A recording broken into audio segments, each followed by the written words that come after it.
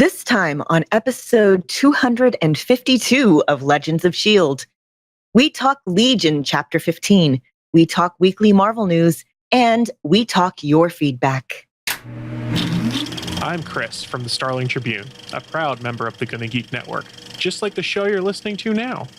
The opinions expressed are those of the individual host. Check out all the other great podcasts at GonnaGeek.com, and get ready because geekiness begins in 3, 2, 1. You have been granted clearance by Director Alfonso Mack Mackenzie. Stand by for a S.H.I.E.L.D. debriefing.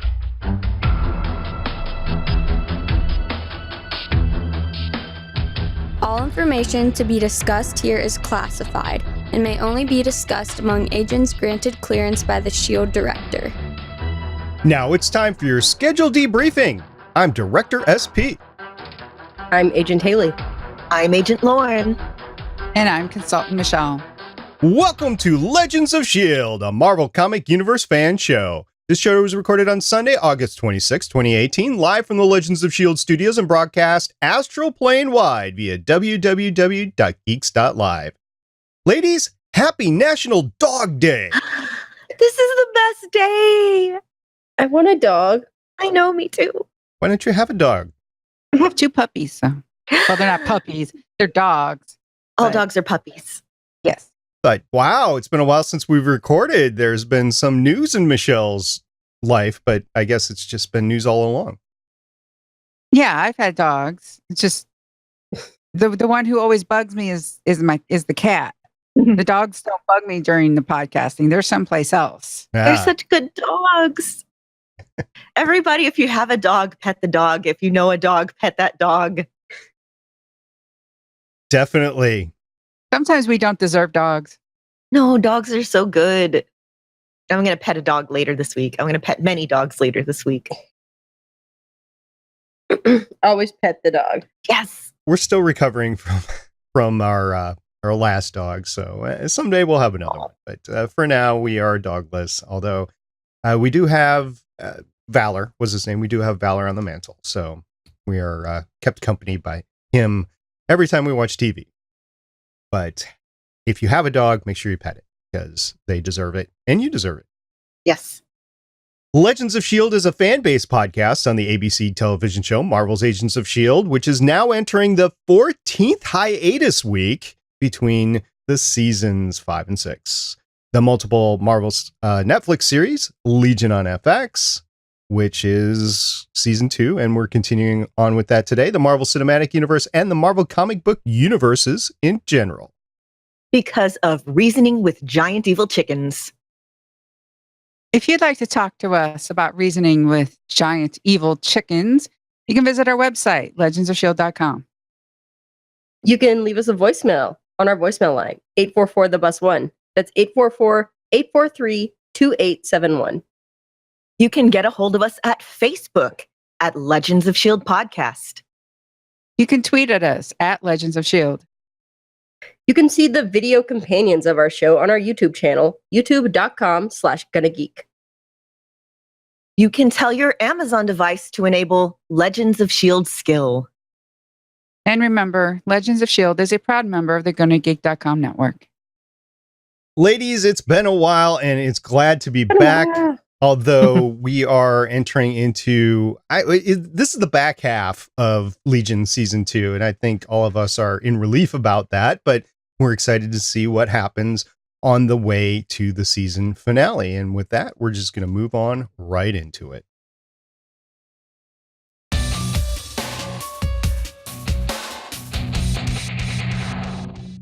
Chapter 15 of Legion aired Tuesday, May 15, 2018 on the FX channel and earned a 0.451 rating. Just a reminder, Legion was renewed for a 3rd season on June 1st, 2018, so we'll get more of it. Lauren, who directed this great episode?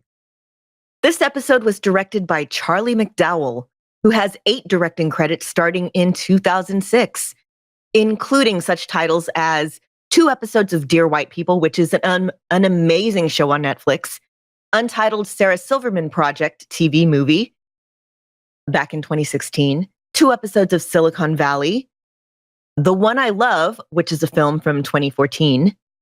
So yeah, he's not exactly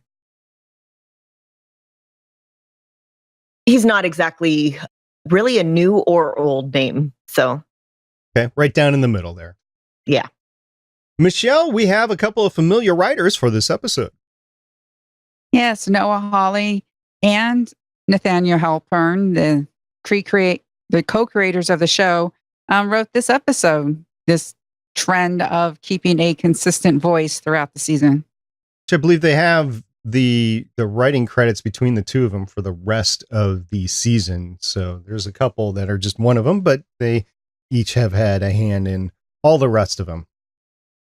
Oh, Haley, it's been a while, but we're looking for the meaning of the episode. And often for the meaning, we search into the episode title. So what's the meaning of chapter 15? Isn't that another kind of bankruptcy? I don't think so. I think it is. Really? I thought it was just chapter 7 and chapter 11. No, chapter 15, bankruptcy, I thought. Wow. I'm pretty sure it is. So you're saying the show is very bankrupt? I mean, It's, it must be. Chapter 15, bankruptcy, when a foreign debtor or other related parties file bankruptcy in another country. Ah. There you go. I told you. So basically, Farouk has filed for bankruptcy. Yeah. So the foreign entity in this case was the little brain cockroachy things. Ah. And they invaded the minds of everybody else, and David sucked them out. So they were forced to declare bankruptcy in those minds because they weren't there anymore. So that's where chapter 15 comes from. David did warn them. They didn't have to declare bankruptcy. David did warn them. Yeah. All right. So, Michelle, we're going to get on with the real part of the episode here. And you have basically laid out a lesson of the episode for most of the episodes that have lessons. And this did have a lesson of the episode. So why don't you run that one down for us? The episode starts with the lesson of moral panic, which is defined as public anxiety or alarm in response to perceived threat to the moral standards of society. And it talks about how there's several stops, how the concern can spread from person to person, how it's amplified. People fear what they cannot see, what they cannot control. And it ends with, ask yourself, what is more terrifying, fear or the frightened? And I don't know if any of you have lived through a moral panic. Oh yeah. I've lived through two. One was local and one was national. I grew up in the 80s. The local one was there was a string of weird deer deaths. They didn't understand what was killing some deer. They were wounded. There was blood. And then in another area of town, some teenagers were just messing around and like the whole satanic thing, dark thing. There were some symbols and all that type of stuff. And it was in blood. And you have to understand there wasn't DNA. And you don't know if the blood was the deer or it was something else. And all of a sudden, just this coincidence of these weird deer things and this sort of just one incident of these kids. All of a sudden, the locals here started to just go with this idea that teenagers, we are all of a sudden becoming corrupted by either like music or whatever or local. And it was just like all of a sudden local around, my teacher started talking about and being lectured about satanic this and that. And we're just like, it was some deer died and there was some teenagers fooling around and it got blown out of proportion here.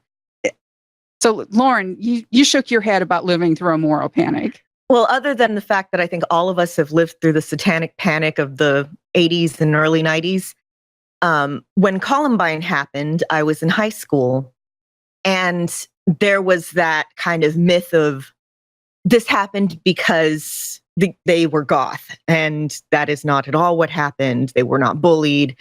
The actual story of what happened with Columbine is a lot more complicated than that.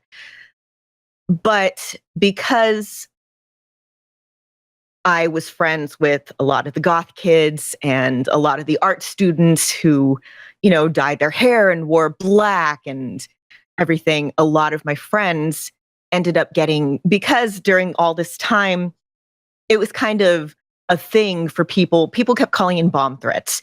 One week we had 8 bomb threats in about 4 days.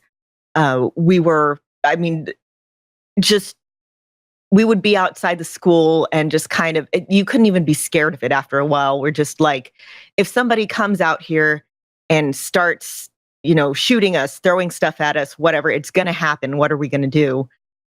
And it was terrifying at first. And then it just became, we were just kind of numb to it.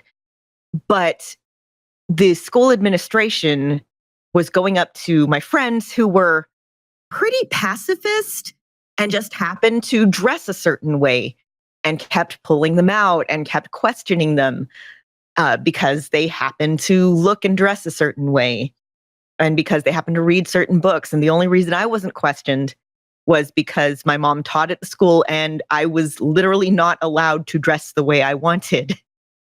So that is the only way I was able to kind of escape that. And this whole, moral panic about that really swept through my little area right there. The only moral panic I've had an opportunity to live through is whenever Haley has declared her dictatorship of the world. That wasn't a moral panic. Yeah, that's not a moral panic. That's unilateral decision. Yeah. And also, again, what we saw a little clip of on there, but right now the kind of every now and then you get a rise in anti-immigrant sentiment, you get a rise in very timely. Yeah. Yeah, it's the us versus them mentality. You find one group to blame for all of your problems and you say it's them that's doing it. It's the LGBT community is always a good target. Yeah, back in the 80s, the GRID thing, before it was called AIDS, it was called GRID, gay-related immunodeficiency.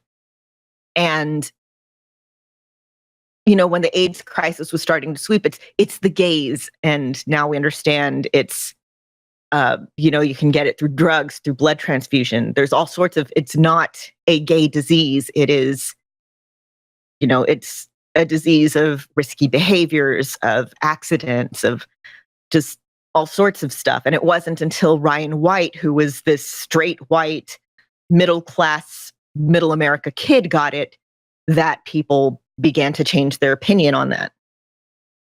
And again, the moral panic.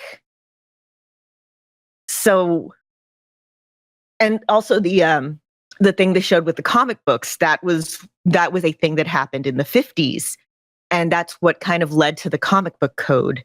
You had all these horror comics in the 50s that parents kept seeing, that moral authorities kept seeing, and they kept going like, oh, this is going to cause a rise in violence. This is going to cause a rise in, all this terrible behavior in our kids.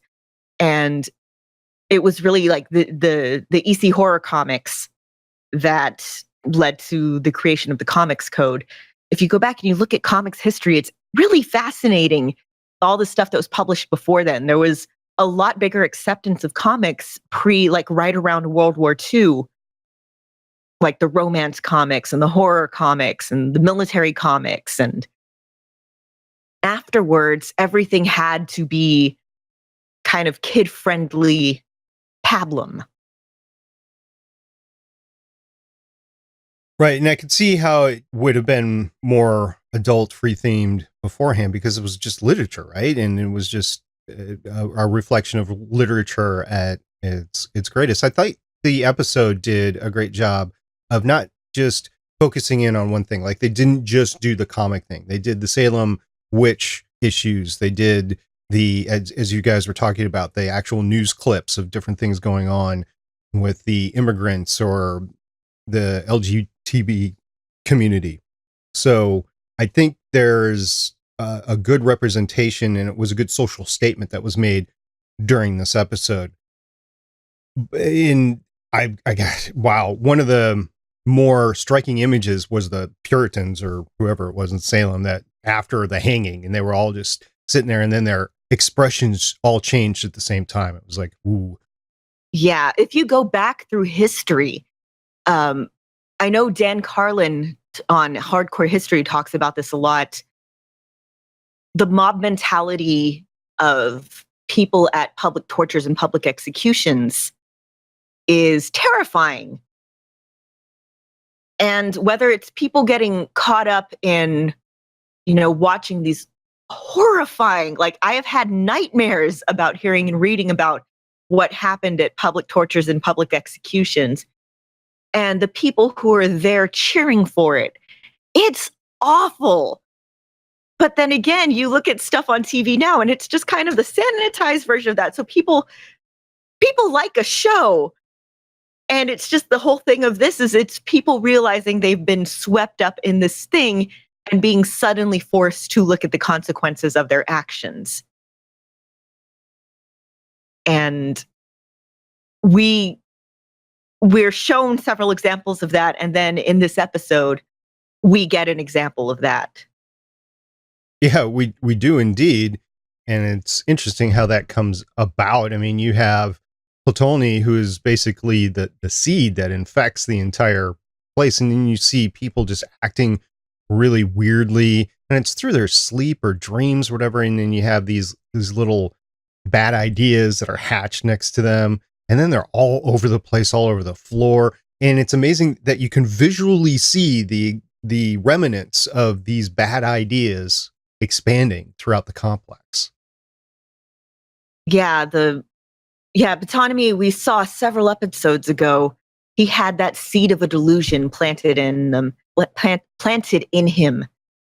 And, because his power is a mental one, we see him. I was kind of confused on this. I'm pretty sure he was invading people's dreams at first, but then it could also be in real life because they kept waking up with the eggshells beside their bed. But however it happened, they're meeting up in their little cafeteria and they've all come to the conclusion that everything here is Admiral Fukuyama's fault. That kind of threw me for a loop because it's been a while since I've watched this stuff, but I thought a couple of episodes ago that he died. No, that was the monk. Well, yeah, the monk died, but wasn't he like also dead on the floor in his chamber? No. Oh, okay. I totally misread that.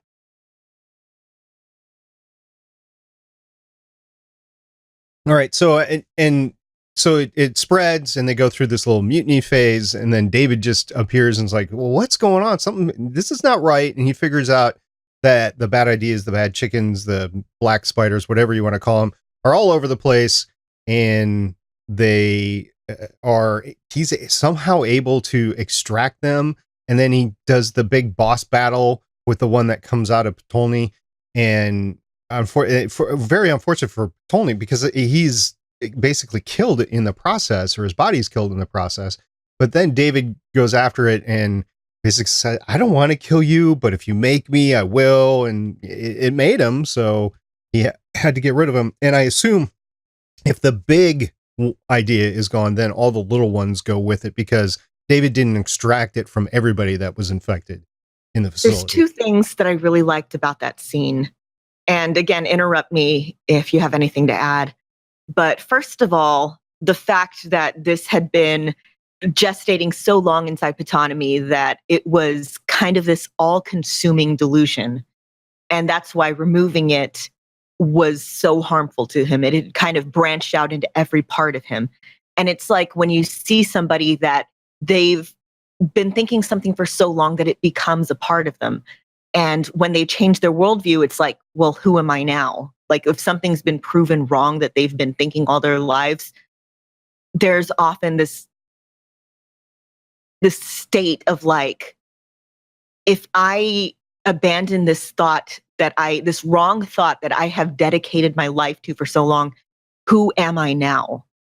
And you see it a lot with like the Westboro Baptist kids who've left and Amish kids who've left, people who've left religious communities, people who are resistant to like, the flat earth. They've built their identity around, I am a flat earther. I am an anti-vaxxer. I am I believe so strongly in this one conspiracy theory because it's what makes my life make sense. And no matter what evidence you show them, it's like they can't be wrong, because if they're wrong, then what am I? So yeah, I really liked the thing of, by having this removed, it basically mortally wounded him. And the other thing is that we have, and we're going to talk about this more later, we're shown that David in the future becomes a bad guy. And which we had suspected for some which we time. had suspected. But the David now we're shown is still very kind of mild-mannered and willing to negotiate with this. He's willing to let this horrible, giant, delusion, evil chicken go. He's willing to let it live. He chooses the violent solution second. Which says something about his basic state. So if he can return to that basic state, that's going to be good to go. And Farouk did mention in the episode that, he's like the state. He's had all the cards. The odds are with him, so to speak. And he's like, even if I lose, I win. But things can change. He wants things to change as well a little bit. And if things change, then David doesn't have to become as evil as the future seems to be right now. I find what's interesting, we get this shift in Farouk because the Vermilions, when they see Autonomy all of a sudden like vomit the tar and everything like that, they immediately blame the Shadow King because they want to blame everything wrong on the Shadow King. And David is like, no, this isn't him. This is something else. And then when we find that conversation between Future Sid and the Shadow King, all of a sudden we can't blame everything on the Shadow King anymore because he realizes after all this time that he actually does something good, that he's needed in order to stop something awful. See, I was thinking the specific example he brought up is, if somebody dies without a will, their property reverts to the state, and I am the state. So I was thinking he's got some sort of failsafe in place. So if he's killed, then something terrible still happens and he still wins. And I wondered if like that some sort of shockwave or something would go into David if he were killed. And that's what sends David down the path that leads to the apocalypse. He's still very moved by what's happened with his sister. I mean, I know they kind of dealt with that last episode, but it's still in his forefront. And Farouk said you had those thoughts that you hated her. And David is like, well, those were just thoughts. Some of us have those weird, awful thoughts every once in a while. And you're just like, where did that come from? But Farouk is like, well, you had those thoughts. So that's real. And that's what you wanted. And you need to stop hiding behind the mask. And you need to show everyone your true face and how beautiful you can be, i.e. that all-powerful God that Farouk likes to be. I feel like with that, on the one hand, it's like, yeah, people have thoughts all the time and they never act on them. And those thoughts are usually just gone in a second. But on the other hand, because it's like saying, because you have this power to make your thoughts reality, you need to take responsibility for your thoughts. Like, I don't know. I had a couple of thoughts about that. Thoughts about thoughts. Thoughts about thoughts. Well, it really wasn't the only lesson that we got, or not. The voiceover at the beginning wasn't the only version of the lessons we got. We actually had a voiceover at the end of the episode kind of leading us in to what we're going to be exposed to for the rest of the series, I would say. And Michelle, what was that? Yeah, this is voiceover again from the John Hamm, voice. And it's like, so what have we learned? We've learned that a delusion is an idea. That idea can be contagious, that we want to see what we believe. And when we are stressed or our beliefs are challenged, when we feel threatened, the ideas we have can become irrational. one delusion leading to another and another as the human mind struggles to maintain its identity. And when this occurs, what starts in an egg can become a monster. And this is why this episode is really difficult for me. I don't hide the fact that I have a mental illness, and this whole idea of a delusion, it's almost like seeing like a manifestation of mental illness. And I don't know about any of you, but that's why I had trouble with this one. This one's really heavy for me. I think the past 2 episodes were really heavy for me, and I had to watch both of them. Haley actually caught up with the series and had to watch past 4. I mean, this is not a series that you want to sit down and watch the whole thing at once. You want some time to try to digest it and move on with the next one. I think narratively, it's easiest if you watch a lot of them at once because they kind of lead one into the next. Like, the consequences of the end of one episode set up what they're doing in the next episode, which is a lot more noticeable when you watch a bunch at a time. But you're right. There's a lot of weight to a lot of the concepts they're discussing that you need a chance to process. And it also, even though the bad idea has been defeated by David, you're wondering at the end here if it's really gone or if it's really been taken care of, because you see Ptolemy, who is now merged with the mainframe, which is the tree at the center of the garden of the facility. And you see him in the machine and you're wondering, is he really disassociated with that bad idea or not? He might not. Like you were saying, the reason he died could have been he was so entwined with it. He might have taken it with him mentally. I really liked that whole merging him with the mainframe thing. First of all, the fact that the representation, there's a lot of like symbolism and representation of things. Like, we don't see him plugged into a computer. We see him kind of, the representation of the computer here is this tree, kind of like, a world tree sort of thing. And it's this very gentle nature thing instead of kind of the harsh reality of the computer. So it's kind of couched in metaphor. And it's this very beautiful image instead of this kind of frankly terrifying idea of being plugged matrix-like into a computer. And when we see him inside the computer, instead of seeing him as he would be as bits of code, we see him in this kind of beautiful, surrealist representation with the shadows of the ones and zeros. And it looks like he's inside this building in this it reminds me of like Dark City, which is a fantastic, beautiful movie if you've never seen it. And it's, again, just very striking images, again, couched in metaphor. And again, it's that whole thing of like being inside someone's mind. And while I'm watching it, I'm thinking, because all of his powers are mind-based, what's it going to be like for him inside there? His whole thing is he remembers everything. When he sleeps, he can kind of turn it off a little bit. But if you're inside a computer all the time, you're awake all the time, he's not going to have any interaction with the outside world anymore. There's a lot that's kind of nightmarish about the idea of being trapped forever inside a computer. I don't know how much of this they're going to cover, but in this episode, there's a lot of heavy concepts in here, but there's a lot of stuff that I find fascinating in fiction. So I'm just here kind of digesting it. And I was like really looking forward to coming talking about it with y'all, because there's these little seeds of ideas, these little eggs of ideas that I find fascinating. And I really want to know how much of it they're going to cover and expand on. We have the couple of scenes with the old woman in the rocking chair that's knitting or crocheting. I honestly don't know what she's knitting. She's knitting.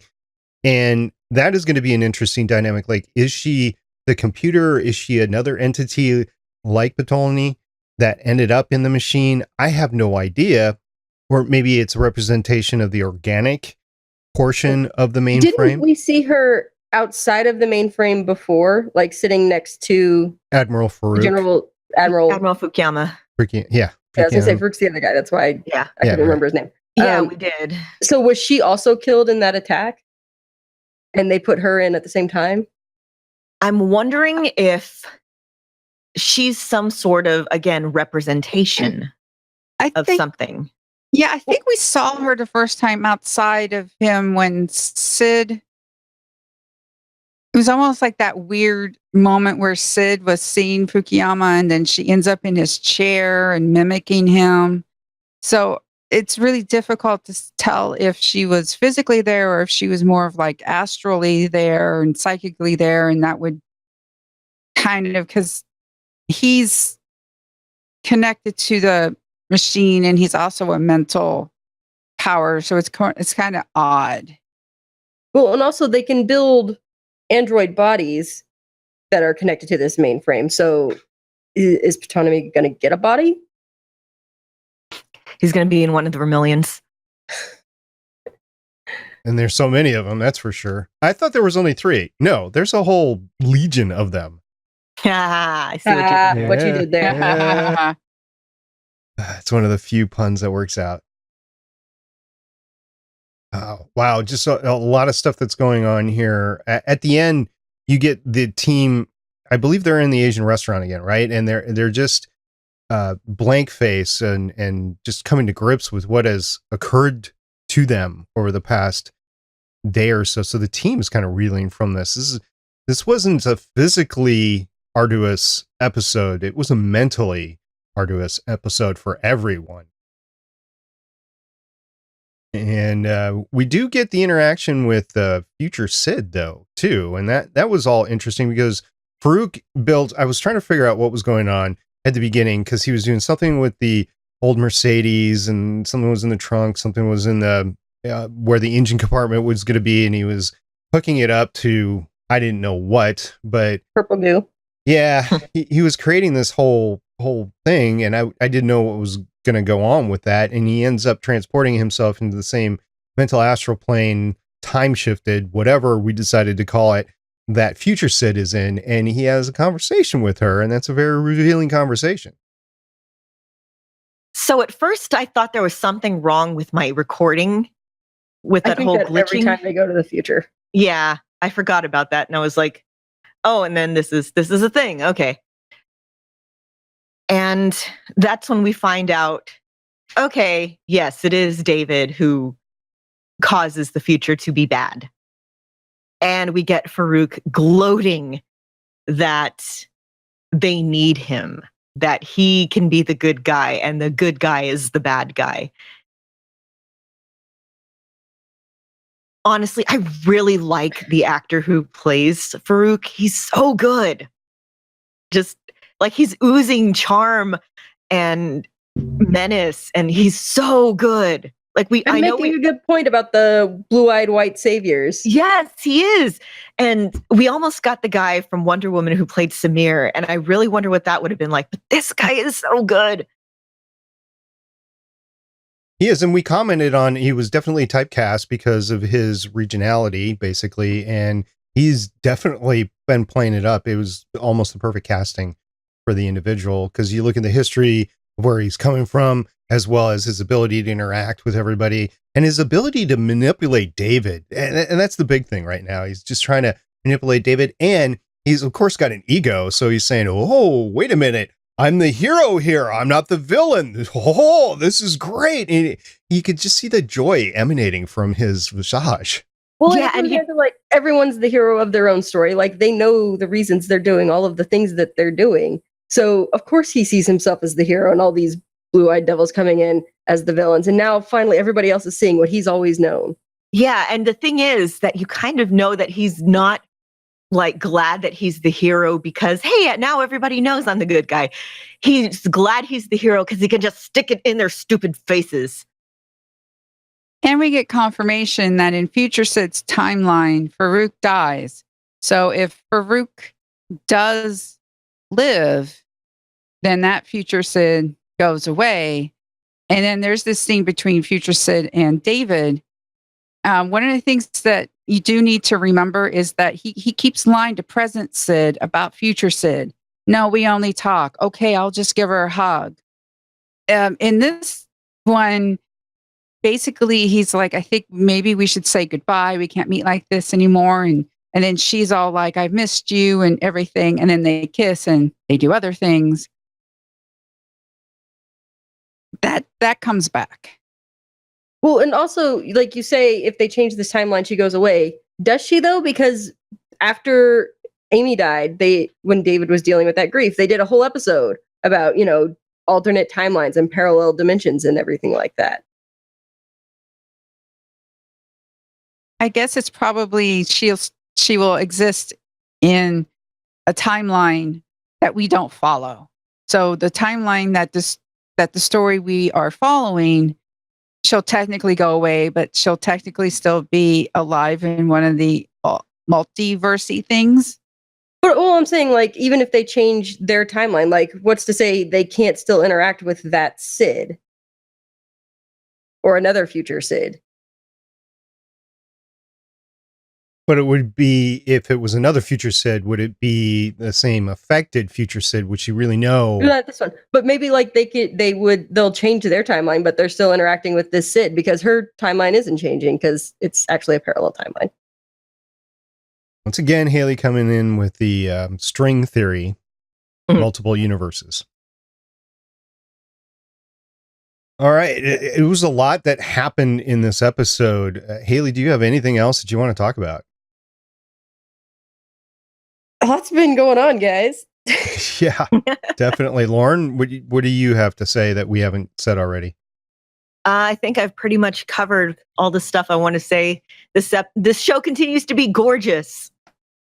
Right. Yes.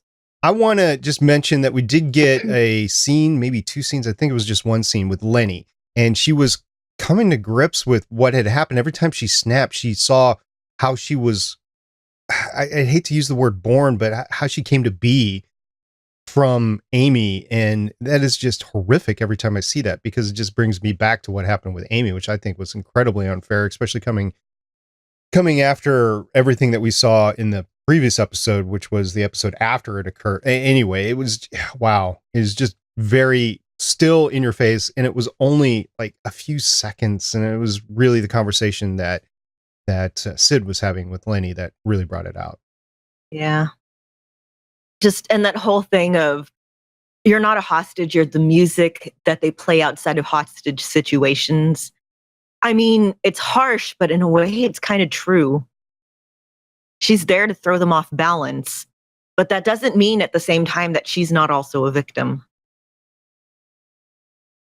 Right. I mean, she's been a victim at different stages for her whole life that we've seen so far, from her abuse to of substances to what she is now. So very well, and we've never seen like actual Lenny. We've only ever seen, I think I've said this before, we've only really ever seen like manifestations of Lenny, or Lenny as possessed by the Shadow King. So we don't really know her. She's certainly acting like an addict, though. It's true. Yeah. And the other thing I wanted to mention is Carrie Loudermilk, Carrie with a K, was a badass taking on the Vermilions with an axe. Yeah, Scott saw that and was like, wow, she's going just full on River. Basically, yeah. Except for without the mental powers. River, by the way, from Firefly. Michelle, what do you have to say that we haven't covered already?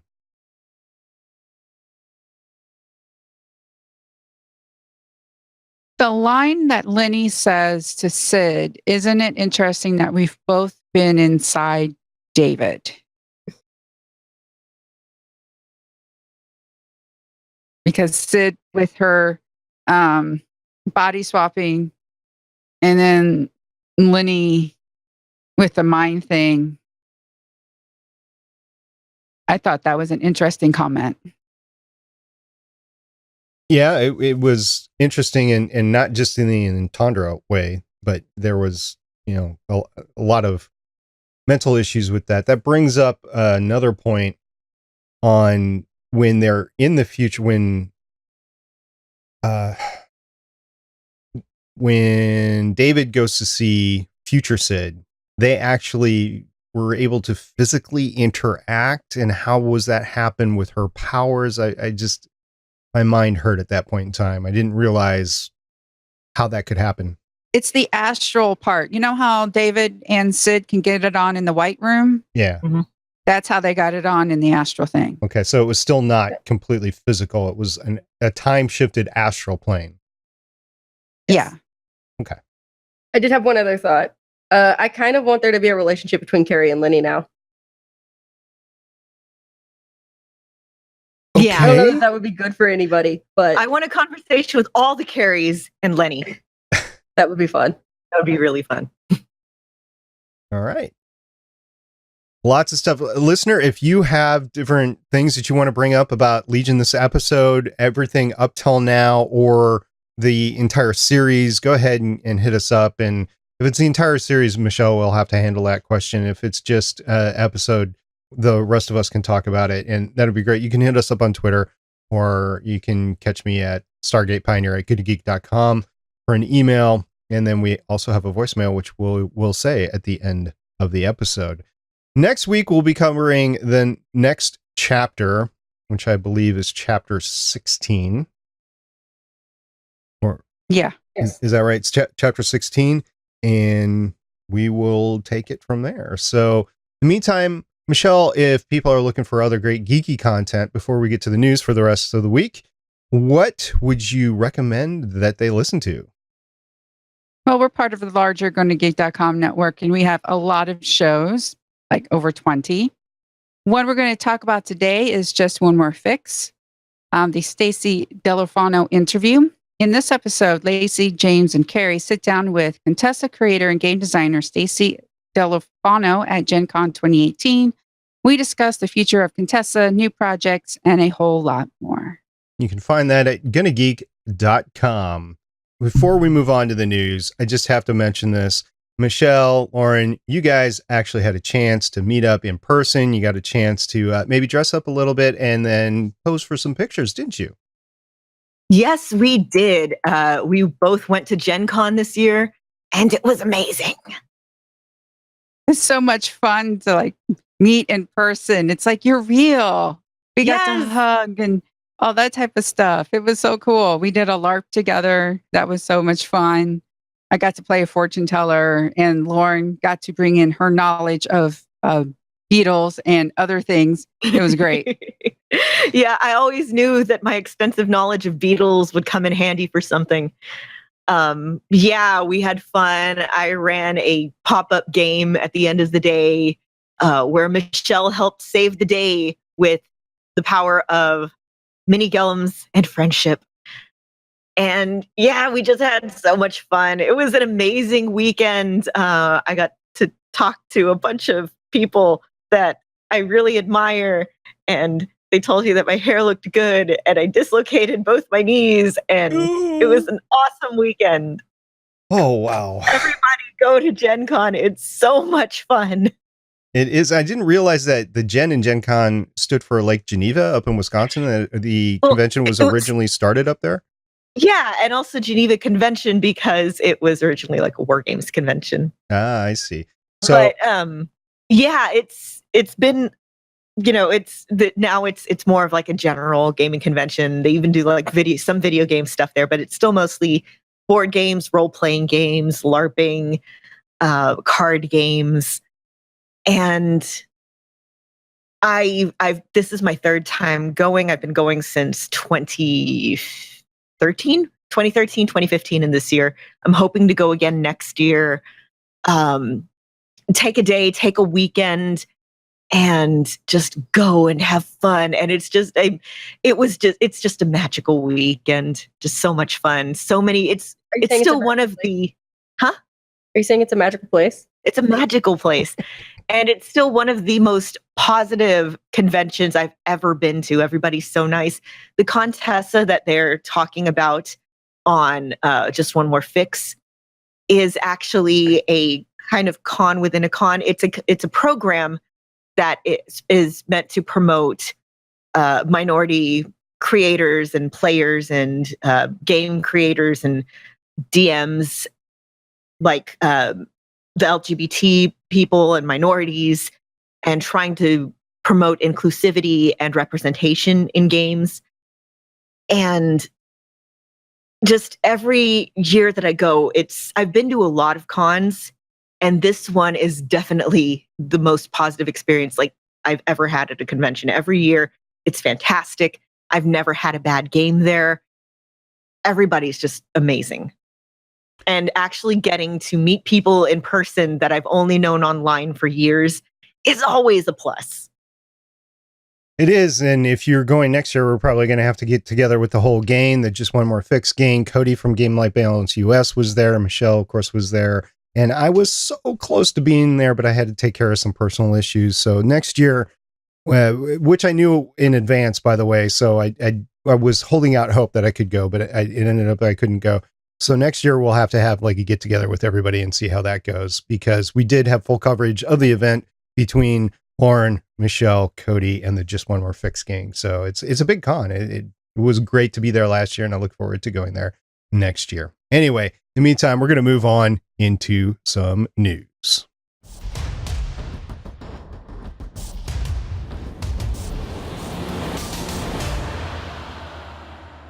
So this week we're starting with not great news up at the top. First of all, Guardians of the Galaxy 3 is on hold indefinitely after all of the James Gunn firing drama. Yeah, Disney met up and said, no, we're still not going to rehire James Gunn. Crew members who were assembling for pre-production are being dismissed and told to look for new work. Well, they were told that they can look for new work.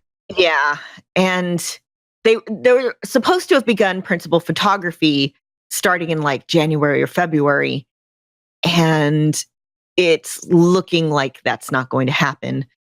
Marvel and Disney are taking a measured approach in their search for a filmmaker. One source says that Taika Waititi recently had a meeting with Marvel, but it's unclear what project was discussed. And a lot of the cast is not happy about this. They had an open letter a while back asked the studio to reinstate Gunn. Dave Bautista, who plays Drax, keeps saying that if they try to do Guardians of the Galaxy without James Gunn, he's going to quit. And we talked about this previously about how, yeah, stuff that was said, 10 years ago was terrible. But the fact that it was dragged up because he was critical of Trump and of other political figures recently, it's like a revenge doxing sort of. That is not cool. And I still stand by that position. Yeah. And there were pictures that came out after the fact that it kind of makes it impossible for Disney to reverse their decision. So I can see corporately what the issue is, but it might have been too fast on the gun there at the beginning. So I don't know. Does this put the Guardians of the Galaxy franchise at doubt now that we know it? Is it going to continue? What do you guys think? I think if they get the right director, it could go on without James Gunn. But if they drive off cast members, then no, it's not going to work. I think you could lose one. Like you could maybe go on without Dave Bautista, but you couldn't do it without Zoe Saldana or Chris Pratt. And Zoe Saldana finds herself at the crux of two main movie issues, both with Star Trek and this. So I feel sorry for her. Yeah, this is a huge thing because they were about to have a really interesting storyline. Like they'd set up Adam Warlock and, they're not exactly like a slouch for Marvel money making wise. And, they just had the Guardians of the Galaxy ride open up in Disney World. And so this is not great. Well, in the last I had heard, they were still planning to use his script for the next movie. I don't know if that has changed. I thought that was still in doubt whether they were going to do that or not, but Yeah, I don't know. The last I heard that they are going to use the script, because that is one thing that Dave was like he would definitely walk away if the script was gone.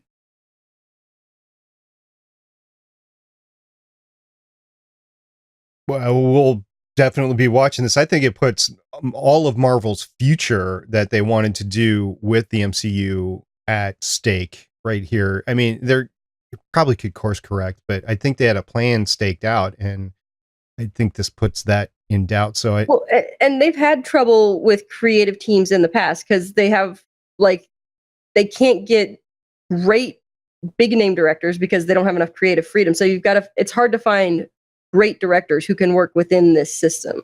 Well, you had Joss Whedon who played out the Avengers, and then he said he was going to be out. So he actually played that out, and that was big enough to affect everything, but they knew he was leaving and they could take action after that. Ant-Man, that wasn't a big deal because it was just Ant-Man. I mean, they could have slotted that anywhere, at least the way that they're playing it right here. This is more pivotal, and it's in the crux of the creative process of the entire phase. I mean, I don't even know what phase we're in anymore. Phase 4. So it puts everything at doubt, and I'm sure they'll come up with something, but they don't have that plan yet. Yep. So following this up with some more not great news, we've been following the tragedy around Stan Lee's life for the last, year now, and the issues he's having with the people that are surrounding him. He's just been granted a 3-year restraining order against his former manager and guardian, Kea Morgan. Yeah, IO9 had an article on this, I guess, last week. He's officially been granted a 3-year restraining order against Jonathan Freund. I can't pronounce That's this. his lawyer. Oh, that's his lawyer. Against, Kea Morgan. I can't read. And yeah, the article has a lot of quotes from people involved legally. This is really, really upsetting. You see a lot of this with, if you've ever seen families where they have money, they have land, whenever somebody gets old and needs care, you really see what people care for when it's time to start divvying up stuff. And it's really upsetting. So I don't know. It makes me really sad. Yep.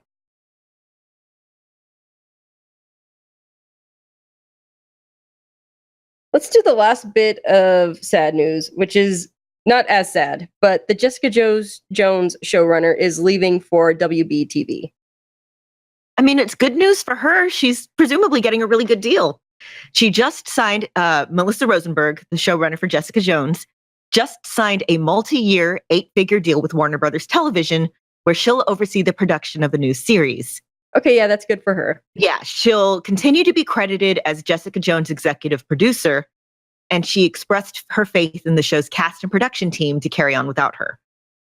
And the show was just, they're getting the 3rd season wrapped up, and maybe it's the Batwoman show. Oh God, I kind of hope so. I'm so looking forward to the Batwoman show. Kate Kane is one of my favorite superheroes, and I'm really excited, but I'm really scared, and I'm very excited. Michelle, you and I, we don't know anything about the Batwoman series, do we? Oh, let me see. Ruby Rose is going to be Batwoman, which is amazing. I love her. She's one of those, she has a lot of energy, and it's like she's always just needed the right vehicle to show everyone just how badass she is. And I just hope everything goes well. So if the Jessica Jones showrunner is going to be connected to the Batwoman, and then with Ruby Rose, then oh my gosh. I'm so excited. Just please don't screw this up. Oh God. I was being a little facetious there because Michelle and I both podcasts on the Starling Tribune, which if covers. y'all ever need anyone on to talk about Batwoman, I would like to be on. I had heard that there was interest on the network of a specific Batwoman show. I don't know how progressive it has gone in the development stage, but we can put a call out and see what's going on there. But if we cover it on Starling Tribune, we might have some guests. Yeah. I'm rereading some of Batwoman stuff right now. Like if anyone is ever like, oh, I don't know, I haven't read Batwoman, I'm like, let me buy you a copy of Elegy just now, right now. I am in love with both the character and the layout of that book. Like, so good. Okay. So now that everybody's in a good mood, we can get into more good news. Runaways season 2 has a premiere date. Yay! I still need to finish watching season 1. What? I have no time. As soon as we're done recording, I am going back to trying to finish recording the book that I'm currently working on. I have no time. I gotta admit, I'm a little shocked at that. I was assuming that you were up to date with the Runaways and Cloak and Dagger. Nope. I have all of Cloak and Dagger recorded on my DVR, but I haven't had a chance to watch it.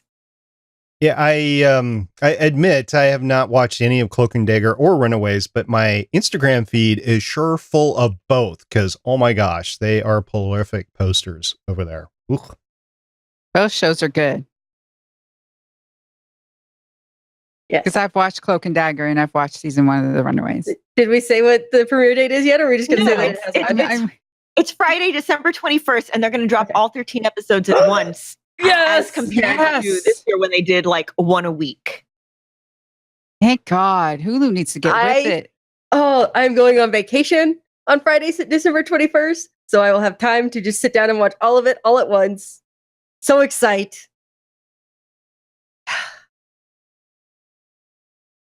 Any other thoughts on that? Or are we going to the next thing? I know they're also going to be releasing Pop Funko figures of them. And I'm very excited. That's pretty exciting. Yeah. I love me some Funkos. Yes. All right. Next bit of news. Marvel is making changes to a major X-Men character. Well, it's not so much making changes as reverting. The character Psylocke, what do you know about her? She started off one way, ended up in another woman's body, and something. So this was a huge thing back in the, 80s, 90s. She ended up in the body of, she's a white British woman. She's actually the sister of Captain Britain. And so she ended up in the body of an Asian ninja. And it's this huge convoluted thing. And that's the body that she has, Asian purple hair. And that's the one that a lot of people know her as, because that's the one we all kind of grew up with. It's the one we just saw in a movie. Yes. Olivia Munn played her in X-Men Apocalypse. Thank you. AKA Perfectly Good Waste of Oscar Isaac's beautiful face.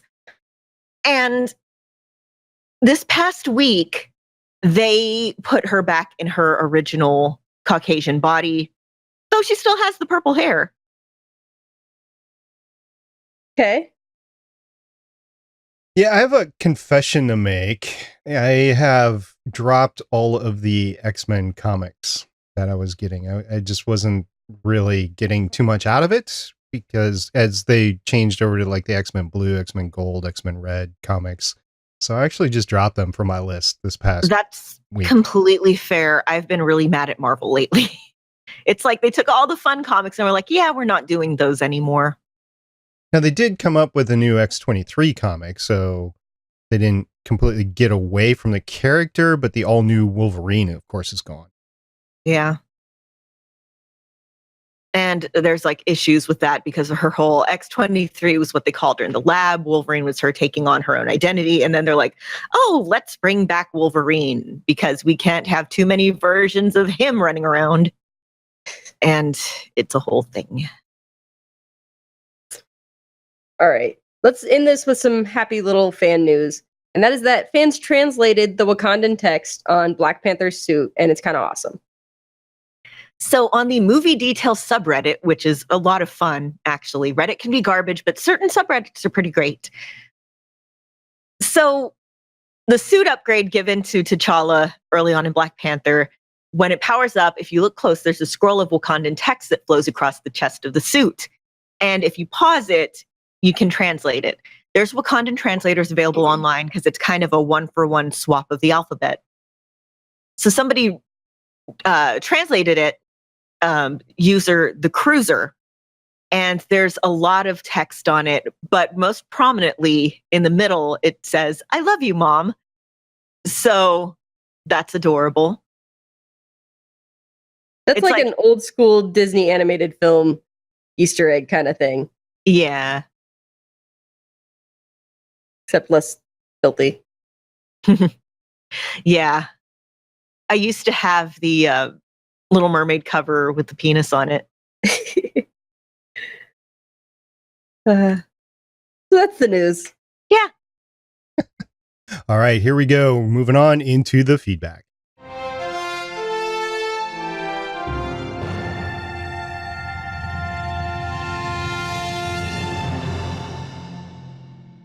Well, we had a lot of action on Twitter, and we heard from @Mr. Pericles. Yeah. So a while back, we talked about the return of the Marvel What If series. And Mr. Pericles said, with the return of the What If series, what hypothetical scenario would you want to see? Maybe what if Rocket Raccoon was the director of S.H.I.E.L.D.? Or what if Luke Cage was worthy of wielding Mjolnir? So what would y'all want to see as the what if? And let's limit this to the MCU. What would you want to see as a what if for the MCU? Ooh, what an open-ended question. What if scenario? What if Peggy Carter had been Captain America? Oh, that's a good It is. Wow. Follow that. one. I mean, are we talking about in the MCU specifically? Yeah, or- she just Yeah. said, we'll limit Yeah, it to let's that. narrow it down to the MCU because the comics verse is huge. Well, what if the all the Fox series were actually part? What if the mutants were part of the MCU? It's not What really if- what if, but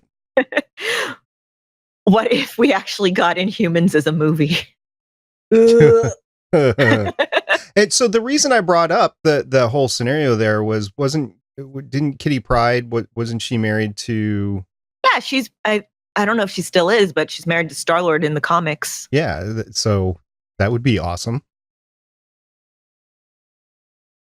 Again, not really a what if, it's just something I want to see. And then we could have like the X-Men in Agents of S.H.I.E.L.D. and Instead of the Inhumans.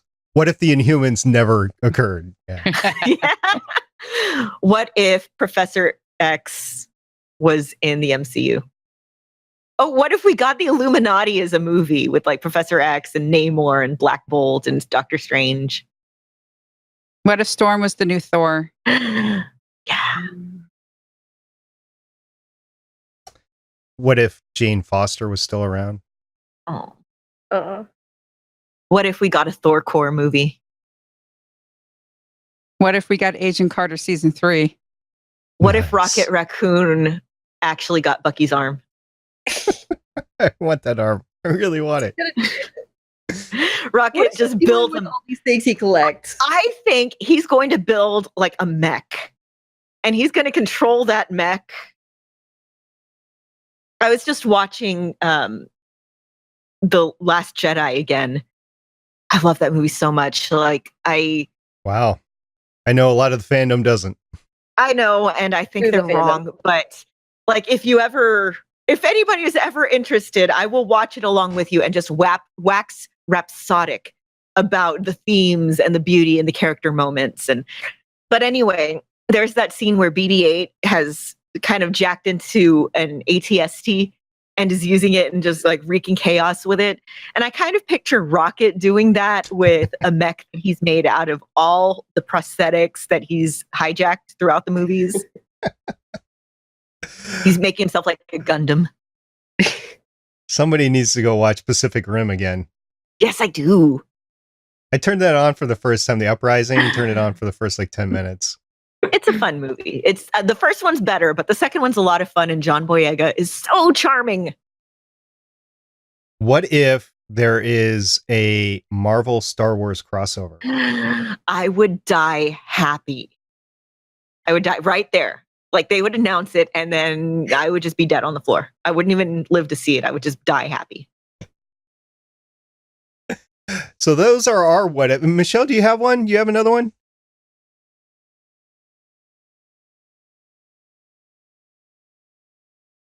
What if they actually do something decent with Jean Grey in the movies? Yeah. Yeah. That'll never happen. It's crazy talk. So just die again. All right. So those are our kind of what if scenarios. If we think of some more, we'll talk about it next week. Great question. And we're looking forward to hear what your answers are as well. And we also heard from @Estesis. Aset Isis. So in response to the whole I am Groot, I am Steve Rogers, people keep writing articles about how that's like the most Captain America thing. And in response to Adana Girl making a tweet about it, Aset said, "That line is my favorite in the movie. It makes me laugh, but it also makes me tear up too. It's just so kind, sweet, and earnest." And like just thinking back on it, I need to rewatch the movie because I have it now. When he like actually pauses and taps himself on the chest and is like, "I am Steve Rogers," and then goes right back to fighting. It's Yeah. So that's important. Since we've recorded last time, the big movie came out, and does anybody buy it other than Lauren? Not yet, because I have a birthday coming up, and you're not allowed to buy anything within like a month of your birthday. Right. So, right. Michelle, did you get the digital or hard copy? Not yet. The steel box sold out really quickly in my area, and the steel box is usually available for the first week or so, and it sold out. But yeah, I've sworn I wouldn't see it again, so the kids were begging me, and I did not buy it. They were forced to buy it on their own. monster. Well, you know, you guys know how I feel about the movie, so we'll see. And we also heard from @Adonagirl. so this is a conversation thread, and I just loved it so much I had to link it. Adana Girl said, "I wonder if Thanos' hand ever got hot in that glove, which is a fair question. If you've ever worn gloves, they get hot." To which @Gwen's dad said, "He used the reality stone to create air conditioning within the gauntlet. Perfect feel all year round." Adana Girl, "Maybe a little heat for those Hoth-like planets." Gwen's dad, "Total environmental control. Luxury in the palm of your hand. The new Infinity XL by Thanos." Adana Girl, "Maybe he isn't such a bad guy after all." And then that picture from Wreck-It Ralph of Zangief. "But this does not mean you are bad guy." To which Gwen's dad said, nope. And Born to Eat Bacon, "Not once he got the reality stone and made it self-cooling." Adana Girl, "Smart move, because once the sun starts heating up that metal, his hand is going to cook." This thread made me laugh so hard. The logistics of the Infinity Gauntlet and just how comfortable it is. Because it's a glove made of metal. That thing's gonna hurt. I think I've ever worn metal gloves. I've worn a lot of other gloves. I don't think I've worn metal gloves. At least they had some lining in them. I mean, I wore hockey gloves, which, you know. Yeah, I hang out with the SCA and I've tried out some of their like metal gauntlets and stuff sometimes. And in the Texas heat, that gets to be toasty. I can see that. Yeah. All right. So yeah, we love these conversations. We have them over on our Twitter account @Legends of S.H.I.E.L.D. And we look forward to having more of those, or maybe you want to comment on our YouTube video, and you're welcome to leave a comment there and we will read it out loud on the show. In the meantime, I think we've reached the end of the feedback for this week. And by prior agreement, we're going to rock this one out.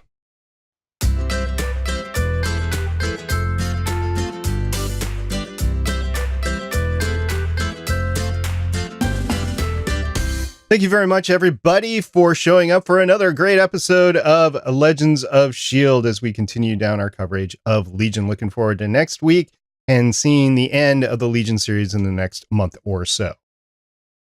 Thank you to everybody who's gotten a hold of us.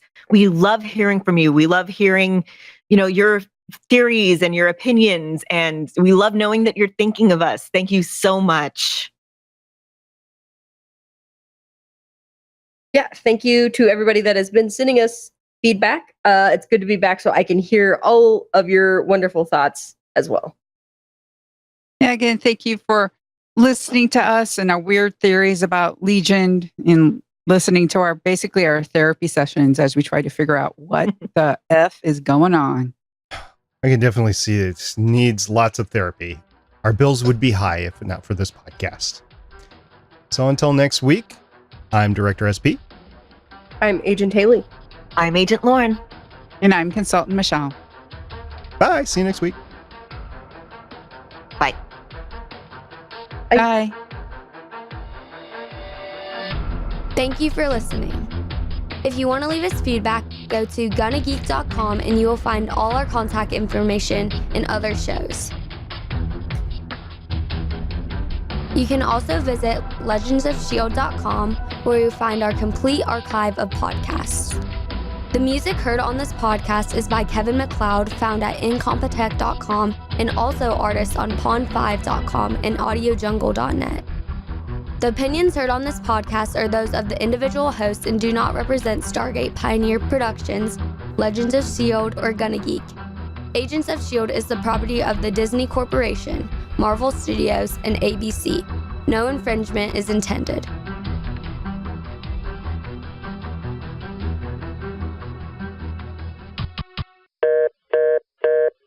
Legends of S.H.I.E.L.D. is copyright 2018.